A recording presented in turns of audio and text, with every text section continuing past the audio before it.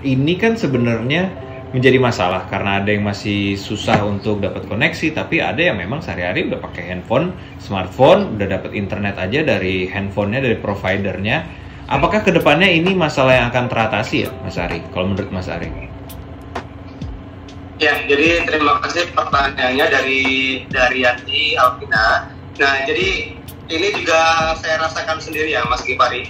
Saya itu sama Mas Agus tinggal di kabupaten yang sama di Provinsi Lampung. Jadi memang kalau misalnya kita bilang daerah 3T, daerah tertinggal, sebenarnya tidak juga. Tapi akses masuk jalan itu sangat luar biasa. Kita harus butuh effort yang lebih. Bahkan untuk ke kabupaten itu butuh waktu 2-3 jam. Jadi ya, dari pusat kota.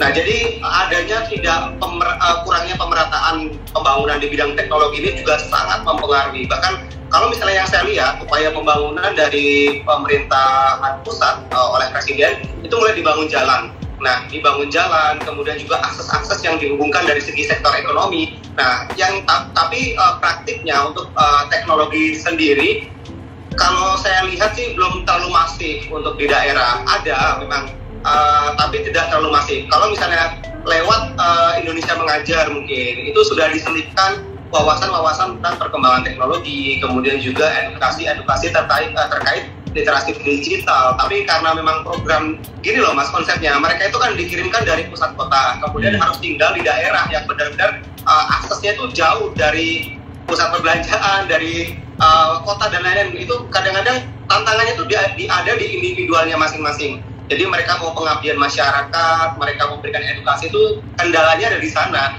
Jadi sebenarnya bukan murni karena daerah itu tidak mau menerima perubahan, tapi karena juga faktor SDM-nya yang kurang mumpuni. Itu sih kalau menurut saya.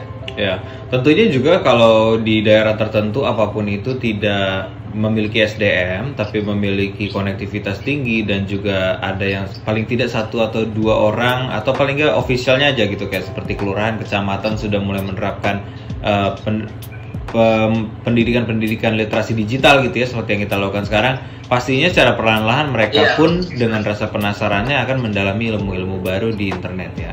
Jadi memang kembali lagi, mau ada swasta pun Mas Ari kadang-kadang terbentur pasti sama perizinan ya. Kalau mau masang koneksi internet di area tertentu, apalagi Mas Agus tadi bilang ada memang wilayah-wilayah yang tidak mungkin untuk mendapatkan akses internet karena letaknya di gunung dan sebagainya.